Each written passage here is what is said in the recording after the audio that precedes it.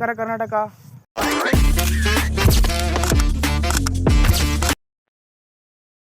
ಹೊಸ ವಿಡಿಯೋಗೆ ಸ್ವಾಗತ ಸುಸ್ವಾಗತ.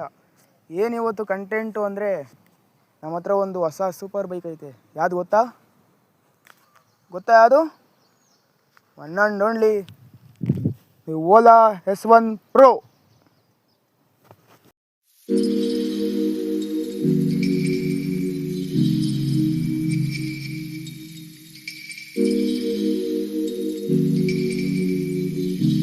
ಅದರ ರಿವ್ಯೂ ಮತ್ತು ನಮ್ಮ ಎಕ್ಸ್ಪೀರಿಯನ್ಸ್ ತಿಳಿಸ್ಕೊಡ್ತೀವಿ, ಬನ್ನಿ.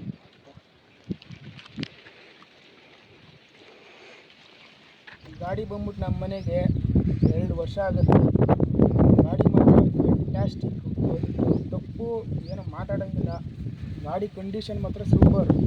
ಇದು ಕೊಡೋ ಮೈಲೇಜ್ ಮಾತ್ರ ಯಾವ ಎಲೆಕ್ಟ್ರಿಕ್ ಗಾಡಿಲೂ ಇನ್ನೂ ಇಲ್ಲ, ಅಷ್ಟು ಚೆನ್ನಾಗಿ ಕೊಡ್ತದೆ. ಮೋಸ್ಟ್ ಪವರ್ಫುಲ್ ಎಲೆಕ್ಟ್ರಿಕ್ ವೆಹಿಕಲ್ ಈಗ ಸದ್ಯಕ್ಕಿರೋದು.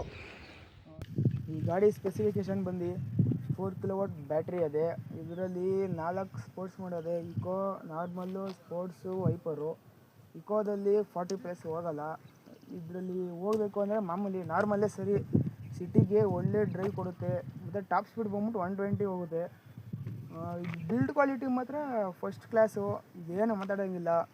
ಆದರೆ ಈ panel gaps, fit and finish ಅಷ್ಟು ಕಷ್ಟ ಐತೆ. ಮತ್ತು ಸರ್ವೀಸು ಏನು ಅಂಥದ್ದೇನಿಲ್ಲ. ಸರ್ವಿಸ್ ಸ್ಟೇಷನಲ್ಲಿ ಹೊರಗಡೆ ಎಲ್ಲೂ ಮಾಡ್ಸೋಕ್ಕಾಗಲ್ಲ. ಮಾಡಿಸ್ಕೊಂಡ್ರೆ ಒಂದು ಬ್ರೇಕ್ ಪ್ಯಾಡ್ಸ್ ಒಂದು ಚೇಂಜ್ ಮಾಡಿಸ್ಕೊಬೋದು. ನೀವು ಏನೇ ಸರ್ವಿಸ್ ಬೇಕು ಅಂದರೆ ಶೋರೂಮ್ ಹೊತ್ಕೊಂಡು ಹೋಗಲೇಬೇಕು. ಎಲ್ಲ ಲಾಕ್ ಸಿಸ್ಟಮು ಪ್ಲಸ್ ಎಲ್ಲ ಸಾಫ್ಟ್ವೇರ್ ಸಿಸ್ಟಮ್ಗಳು. ಇದು ಗಾಡಿ ಬಂದ್ಬಿಟ್ಟು ನಮಗೆ ಬಂದು 2 ವರ್ಷ ಆಗುತ್ತೆ. 2023 ಮಾಡಲು. ಇದರಲ್ಲಿ ಏನಂತ ಬಟನ್ ಕ್ವಾಲಿಟಿನೂ ಅಷ್ಟೇ ಸೂಪರ್ ಫಸ್ಟ್ ಕ್ಲಾಸಲ್ಲದೆ ಕ್ವಾಲಿಟಿ. ಈ ಡಿಸ್ಪ್ಲೇ ಸಿಸ್ಟಮ್ ಮಾತ್ರ ಈಗ ಬಂದಿರೋ ಎಲೆಕ್ಟ್ರಿಕಲ್ಲಿ ಇಲ್ಲ. ಫ್ಯೂಚರ್ಸ್ ಮಾತ್ರ ತುಂಬ ಮಡಗೋನೆ, ಸ್ಮೂತಾಗಿ ವರ್ಕ್ ಆಯ್ತದೆ ಸಿಸ್ಟಮು. ಬಿಟ್ಟರೆ ಮಿರರ್ಗಳಂತೂ ಒಳ್ಳೆ ವಿಸಿಬಿಲಿಟಿ, ಹಿಂದ್ಗಡೆ ಯಾರು ಬರ್ತಾರೋ ಕರೆಕ್ಟಾಗಿ ಕಾಣುತ್ತೆ.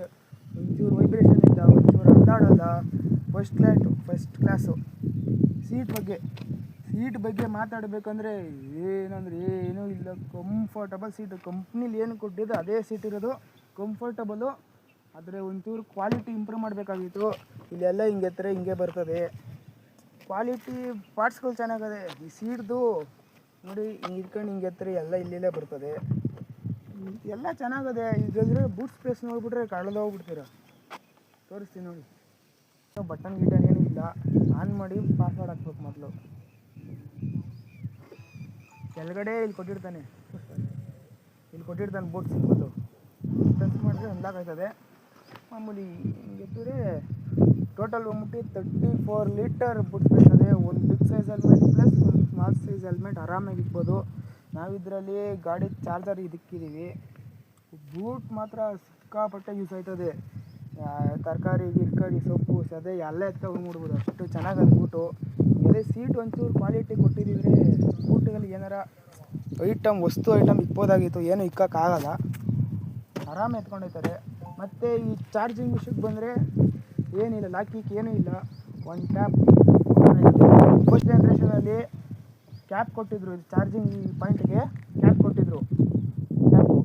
ಈಗಿನ ಜನ್ರೇಷನಲ್ಲಿ ಏನೋ ಗೊತ್ತಿಲ್ಲ, ಎಲ್ಲರ ಹೊರಗಡೆ ನಿಲ್ಲಿಸಿದಾಗ ಯಾರು ಹುಡುಗರುಗಳು ಬಂದು ಹಿಂಗೆ ತೆಗ್ದು ಮಣ್ಣಿನ ಹಾಕಿದ್ರೆ ಚಾರ್ಜಿಂಗ್ ಫೋಟೋ ಹೊಂಟೋಯ್ತದೆ.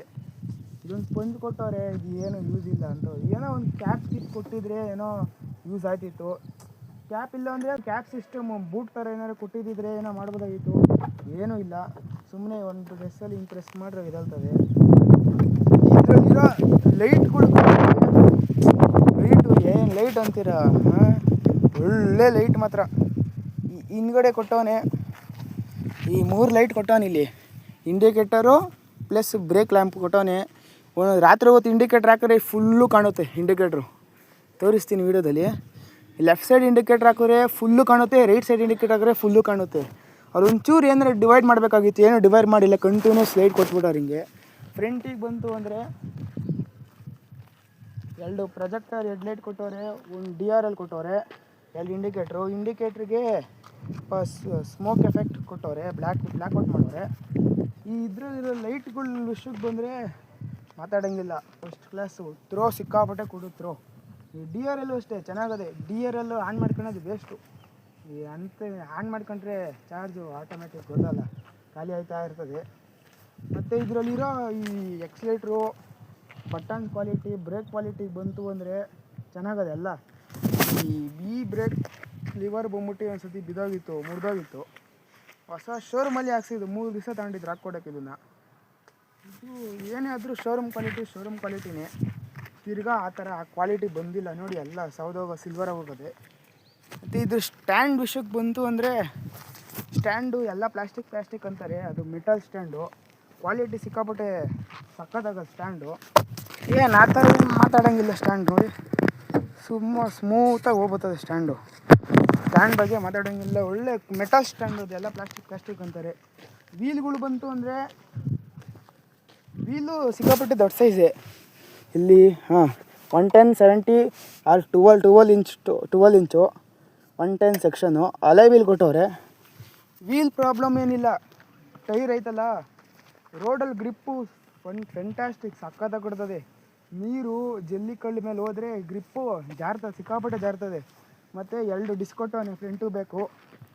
ಆಮೇಲೆ ಬಂದರೆ ಫುಟ್ ರೆಸ್ಟ್ ಕೊಟ್ಟವನು. ಇಲ್ಲಿ ಫುಟ್ ರೆಸ್ಟು ಅಷ್ಟೇ ಭಯ ಆಯ್ತದೆ ಇಕ್ಕಣಕ್ಕೆ, ಅಂದರೆ ಸಿಕ್ಕಾಪಟ್ಟೆ ಹೆವಿ ಗೇಜ್ ಅದಿದು ಫುಟ್ ರೆಸ್ಟ್. ಭಯ ಆಯ್ತದೆ, ಒಂದು ಕಾಲಲ್ಲಿ ಹತ್ತಕ್ಕೆ ಭಯ ಆಯ್ತದೆ, ಆದರೆ ಸಿಕ್ಕಾಪಟ್ಟೆ ಗೇಜ್ ಕೊಟ್ಟವನೆ. ಈ ಗಾಡೀಲಿ ಸಿಕ್ಕಾಪಟ್ಟೆ ತೊಂದರೆ ಬೀಳೋ ಏಟು ಅಂದರೆ ಇದೆ.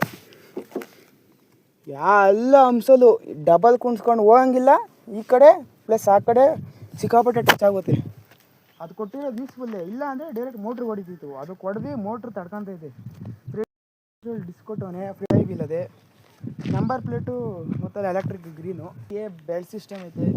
ಬೆಲ್ಟ್ ಸಿಸ್ಟಮ್ಗೆ ಕವರ್ ಕೊಟ್ಟವನು ಪ್ಲಾಸ್ಟಿಕ್ಕಲ್ಲಿ, ಏನಂದರೆ ಏನೂ ಇಲ್ಲ, ಸಣ್ಣ ಕಲ್ಲು ಹೊಡೆದ್ರೂ ಹೊಡೆದೋಯ್ತದೆ.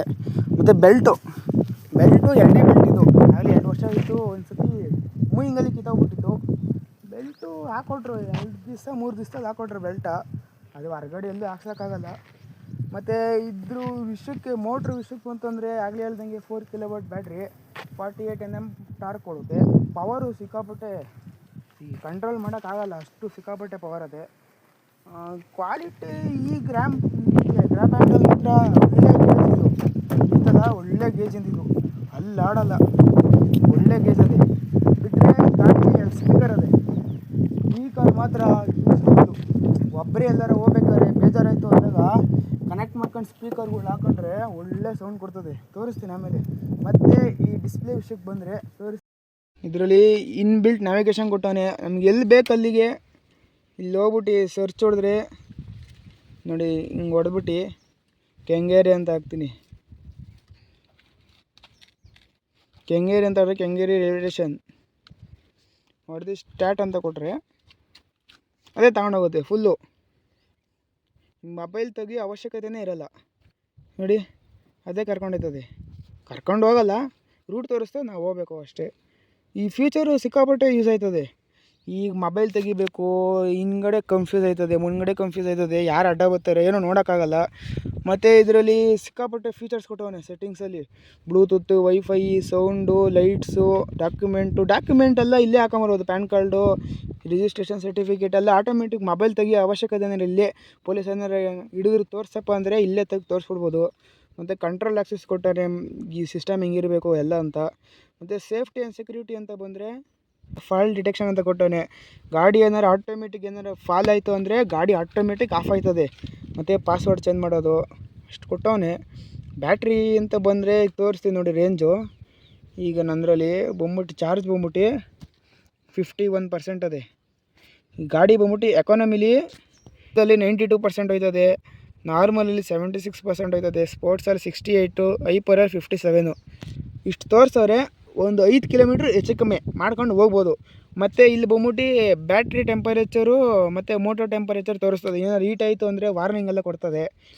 ಹೀಟ್ ಆಗದೆ ಗಾಡಿ ಸ್ವಲ್ಪ ನಿಧಾನಕ್ಕೆ ಓಡಿಸಿ, ಇಲ್ಲ ಸ್ಲೋ ಮಾಡಿ. ಹೀಟ್ ಆದರೆ ಗಾಡಿ ಆಟೋಮೆಟಿಕ್ಕಾಗಿ ಎಕಾನಮಿಗೆ ಬೀಳ್ತದೆ. ಎಕಾನಮಿಲಿ ಹೀಟ್ ಆದಾಗ ಅದೇ ಏನಾರು ಆಟೋಮೆಟಿಕ್ ಬಿತ್ತು ಅಂದರೆ 20+ ಹೋಗೋಕ್ಕಾಗಲ್ಲ ನಾವು. ಹೇಳಿ 20+ ಹೋಗೋಕ್ಕಾಗಲ್ಲ. ಅದೇ ಏನಾರು ಆಟೋಮೆಟಿಕ್ ಇದಕ್ಕೆ ಬಿತ್ತು, ಎಕಾನಮಿಗೆ ಬಿತ್ತು ಅಂದರೆ, ನಾವೇ ಏನಾರು ಎಕಾನಮಿಗೆ ಹಾಕೋದು ಅಂದರೆ 40 ಆರಾಮಾಗಿ 40ಲಿ ಹೋಗ್ಬೋದು. ಆದರೆ 40ಲಿ ಹೋಗೋಕೆ ಬೇಜಾರು. ಸಿಟಿ ಕಡೆ ಎಕಾನಮಿ ಬೆಸ್ಟು. ಈ ಚಾರ್ಜ್ ಬೇಕು, ನನಗೆ ಮೈಲೇಜ್ ಬೇಕು ಅಂದರೆ ಸಿಟಿ ಕಡೆ ಎಕಾನಮಿ ಆರಾಮು. ಈ ಕಾಯಿಗಳು ಇರ್ತದಲ್ಲ ಅಂಥ ಟೈಮಲ್ಲಿ ಎಕಾನಮಿ ನಿಧಾನಕ್ಕೆ ಒಯ್ದಿರ್ತದೆ 40. ಆರಾಮಾಗಿ ನಾನೇ ಇದರಲ್ಲಿ 90+ ಎಲ್ಲ ರೀಚ್ ಮಾಡಿದ್ದೀನಿ. ಗಾಡಿ ಟಾಪ್ ಸ್ಪೀಡ್ ಮುಟ್ಟಿದ್ರಲ್ಲಿ 113, ನಮ್ಮಣ್ಣ 113 ಹೊಡೆದವನು. ಇದರಲ್ಲಿ 120 ಟಾಪ್ ಸ್ಪೀಡ್ ಕೊಟ್ಟವನೇ. ಅಷ್ಟೆಲ್ಲ ಹೊಡೆಯೋಕ್ಕೆ ಕಂಟ್ರೋಲ್ ಸಿಗೋಲ್ಲ, ಗಾಡಿ ತೇಲ್ಬಿಡ್ತದೆ ಗಾಳೀಲಿ 113 ಹೊಡೆದವನೇ. ಹಿಸ್ಟ್ರಿ ಇತ್ತು ಆಗಲೇ ಒಂದು ಮಂತ್ ಆಗೋಯ್ತು ಹೊಡೆದವನು. ಗಾಡಿ ಚೆನ್ನಾಗದೆ ಕೊಟ್ಟವನು. ಇಲ್ಲಿ ಏನಾರ ಸಣ್ಣ ಪಣ್ಣ ಕವರು ಏನಾರು ಇಟ್ಕೊಂಡು ಹೋಗ್ಬೋದು ಅಂತ. ಮತ್ತು ಈ ಸ್ಪೇಸಲ್ಲ, ಈ ಸ್ಪೇಸು ಬರೀ ಖಾಲಿ ಕಣಕ್ಕಷ್ಟೇ. ನಾನು ಇದಕ್ಕೆ 20 ಲೀಟ್ರ್ ನೀರು ಕ್ಯಾನ್ ಇಟ್ಕೊಂಬೋತೀನಿ, ಸಿಲಿಂಡ್ರ್ ಇಟ್ಕೊಂಬೋತೀನಿ ಅಂದರೆ ಯಾವ ಕೂರಲ್ಲ ಇದರಲ್ಲಿ. ಹಳೆ ಗಾಡೀಲಿ ಒಂದು ಬಂಪ್ ಬಂದಿತ್ತು ಹಿಂಗೆ, ಅದರಲ್ಲಿ ಏನು ಇಟ್ಕೊಳಕ್ಕಾಗಲ್ಲ ಅಂತ ಇದರಲ್ಲಿ ತೆಗೆದ್ರು. ಇದರಲ್ಲಿ ಈಗ ನೀರಿನ ಕ್ಯಾನ್ ಇಟ್ಕೊಂತ ಅಂದರೆ ಇಲ್ಲೇ ಹೋಗೋಲ್ಲ, ಇಲ್ಲಿ ಹೋದ್ರು ಇಲ್ಲಿ ಕುತ್ಕೊಂತದೆ. ಸಿಲಿಂಡ್ರೂ ಅಷ್ಟೇ, ಒಂದು ಕಡೆ ಕುತ್ಕೊಳಕ್ಕಾಗಲ್ಲ. ಇದು ಕುತ್ಕೊಂಬಂದು ಸೆಡೀತದೆ, ಕುತ್ಕೊಳ್ಳಲ್ಲ ಇಲ್ಲೇನು, ಅದೇನು ಯೂಸ್ ಇಲ್ಲ.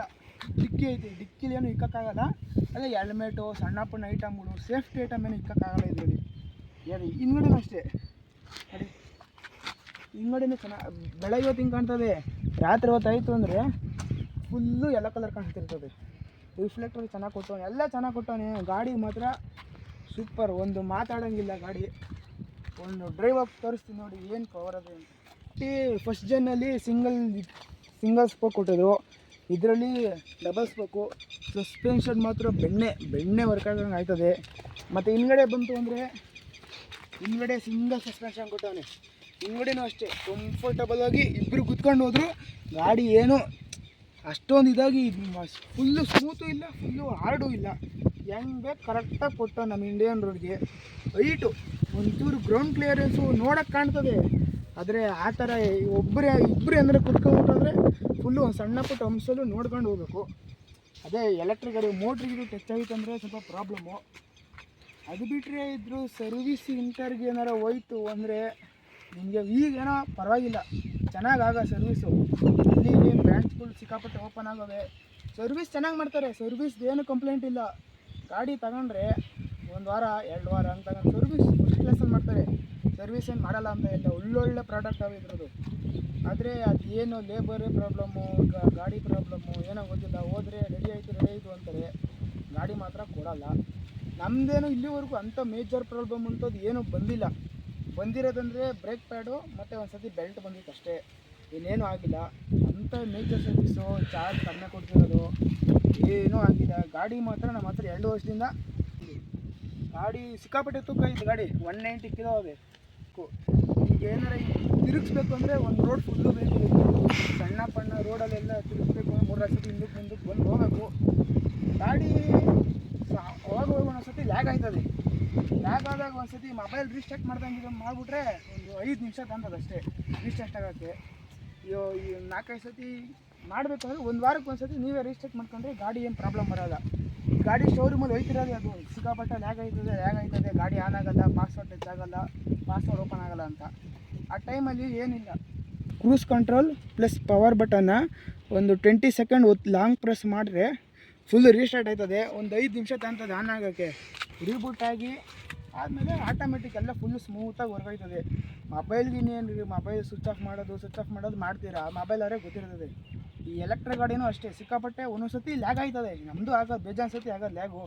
ಆ ಟೈಮಲ್ಲಿ ನಮಗೆ ಗೊತ್ತು, ನಾವು ಮಾಡ್ಕೊಂಡಿದ್ದೀವಿ. ಅವರು ಗಾಡಿ ತಗೊಂಡಿರ್ತಾರೆ, ಗೊತ್ತಿರೋಲ್ಲ ಪಾಪ ಅದು ಹೆಂಗೆ ಅಂತ. ಆ ಟೈಮಲ್ಲಿ ಒಂದು ಸತಿ ರೀಬೂಟು ರೀಸ್ಟಾರ್ಟ್ ಎಲ್ಲ ಮಾಡ್ಕೊಂಡ್ರೆ ಆರಾಮು, ಇನ್ನೂ 1 ವಾರ ಆರಾಮಾಗಿ ಓಡಾಡಿಸ್ಬೋದು. ಯಾಕೆ ಆ ಥರ ಆಯ್ತದೆ ಅಂದರೆ ಚಾರ್ಜ್ ಮಾಡಿಸ್ತೀವಿ, ಓಡಾಡಿಸ್ತೀವಿ, ರೆಸ್ಟ್ ಕೊಡೋಲ್ಲ ಗಾಡಿಗೆ. ಆ ಟೈಮಲ್ಲಿ ಅದಕ್ಕೊಂದು ಸತಿ ರೆಸ್ಟ್ ಕೊಟ್ಟರೆ ಗಾಡಿ ಮಾತ್ರ ಫುಲ್ ಕಂಡೀಷನ್ ಸ್ಮೂತು. ಒಂದು ಸೌಂಡ್ ಇಲ್ಲ, ಒಂದು ವೈಬ್ರೇಷನ್ ಇಲ್ಲ, ಏನಂದ್ರೆ ಏನಿಲ್ಲ. ಮುಡುಗಾಡು ಕೊಟ್ಟವನು ಸಖತ್ತಾಗಿ ಕೊಟ್ಟವನು. ನಾನು ಎಷ್ಟೋ ಎಲೆಕ್ಟ್ರಿಕ್ ಗಾಡೀಲಿ ನೋಡಿದ್ದೀನಿ, ಮುಡುಗಾಡ ಹಿಂಗೆ ಕೊಟ್ಟಿರ್ತಾನೆ. ಆ ಗಾಡಿ ತಗೊಂಡಿದ್ದ ದಿವಸ ಚೆನ್ನಾಗಿರ್ತದೆ, ಅದು ನಾಳೆಗೆ ಕಡ್ಕ ಅಂತ ಅಲ್ಲಾಡ್ತದೆ.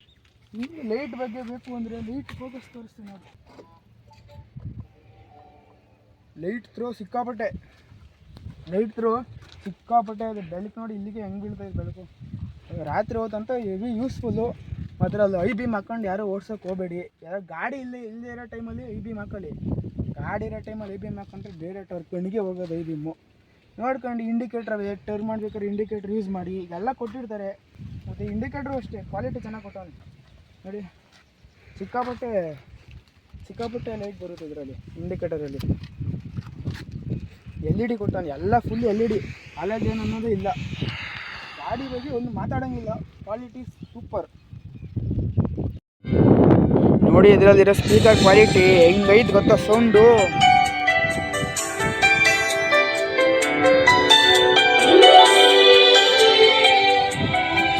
ಮಾತ್ರ ಕ್ರೇಜಿ.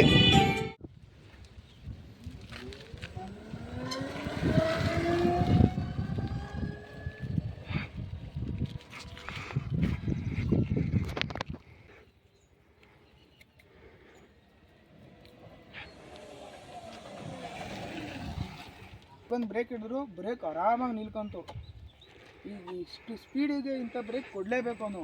ಅದೇ ABS ಒಂದು ಕೊಟ್ಬಿಟ್ಟಿದ್ರೆ ಇನ್ನೂ ನಂಬಿಕೆ ಆರಾಮಾಗಿ ನಿಲ್ಲಿಸ್ಬೋದು ಅಂತ. ABS ಇಲ್ಲ, ಎಲ್ಲಿ ಸ್ಕಿದ್ದಾಗ್ಬಿಡ್ತದೋ ಅನ್ನೋದು ಭಯ. ಗಾಡಿ ಮಾತ್ರ ಆರಾಮಾಗಿ ತಗೊಬೋದು. ಈಗ ಇನ್ನೂ ಒಳ್ಳೊಳ್ಳೆ ಫ್ಯೂಚರ್ಸ್ ಎಲ್ಲ ಬಿಟ್ಟು S1 Pro Plus ಅಂತ 140 ಟಾಪ್ ಸ್ಪೀಡ್ ಆಯ್ತದಂತ. 120ನೇ ಕಂಟ್ರೋಲ್ ಮಾಡೋಕ್ಕಾಗಲ್ಲ, 140 ಎಲ್ಲ ಸಿಕ್ಕಾಪಟ್ಟೆ ಜಾಸ್ತಿ ಆಗೋಯ್ತು. ಆದರೆ ಅದು ತಕ್ಕನಾಗ ಫ್ಯೂಚರ್ಸ್ ಕೊಟ್ಟವನು. ಅದರಲ್ಲೂ ABS ಒಳ್ಳೊಳ್ಳೆ ಬಿಲ್ಡ್ ಕ್ವಾಲಿಟಿ ಎಲ್ಲ ಚೆನ್ನಾಗಿ ಕೊಡ್ತಾನೆ. ಹೆಂಗಿತ್ತ ಗಾಡಿ? ಸೂಪರ್, ಗಾಡಿ ಮಾತ್ರ ಸೂಪರ್. ಈ ಟರ್ನಿಂಗ್ ಎಲ್ಲ ಮಾಡ್ಬೇಕಾದ್ರೆ ಹೆಂಗಾಯ್ತದೆ? ಫುಲ್ಲು ಲಾಂಗ್ ಕಟ್ ಮಾಡಬೇಕು. ಭಯ ಆಯ್ತದ? ಏನು ಅಷ್ಟೇನು ಭಯ ಆಗಲ್ಲ. ಕಾಲು ಇಕ್ಬೇಕು, ಒಟ್ಟಿನಾಗೆ ಇಕ್ಲೇಬೇಕು, ಕಾಲು ಏನು ಮಾಡೋಕ್ಕಾಗಲ್ಲ. ಗಾಡಿ ಪವರ್ ಎಲ್ಲ ಹೆಂಗೈತೆ? ಪವರ್ ಮಾತ್ರ ಎಕ್ಸ್ಟ್ರಾ ಆರ್ಡಿನರಿ.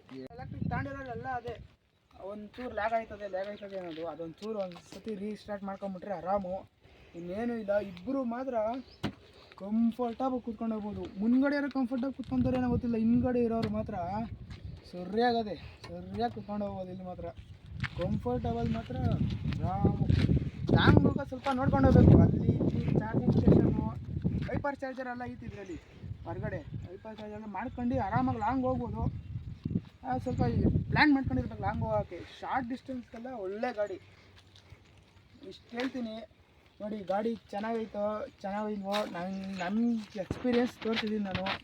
ನಾನು ಹೇಳಿದ್ದೀನಿ, ರಿವ್ಯೂ ಕೊಟ್ಟಿದ್ದೀನಿ, ಎಲ್ಲ ಕೊಟ್ಟಿದ್ದೀನಿ. ಈ ವಿಡಿಯೋ ಇಷ್ಟ ಆದರೆ ಏನು ಮಾಡಬೇಕು ಗೊತ್ತಾ? ಲೈಕ್ ಮಾಡಿ, ಶೇರ್ ಮಾಡಿ, ಕಮೆಂಟ್ ಮಾಡಿ, ಸಬ್ಸ್ಕ್ರೈಬ್ ಮಾಡಿ, ಎಲ್ರಿಗೂ ಶೇರ್ ಮಾಡಿ. ಇದೇ ಥರ ಸಪೋರ್ಟ್ ಮಾಡ್ತಿರ್ರಿ. ಇನ್ನೂ ಒಳ್ಳೊಳ್ಳೆ ಕಂಟೆಂಟ್ ಹುಡುಕ್ತೀನಿ. ಸಬ್ಸ್ಕ್ರೈಬ್ ಮಾಡಿ. ಬಾಯ್.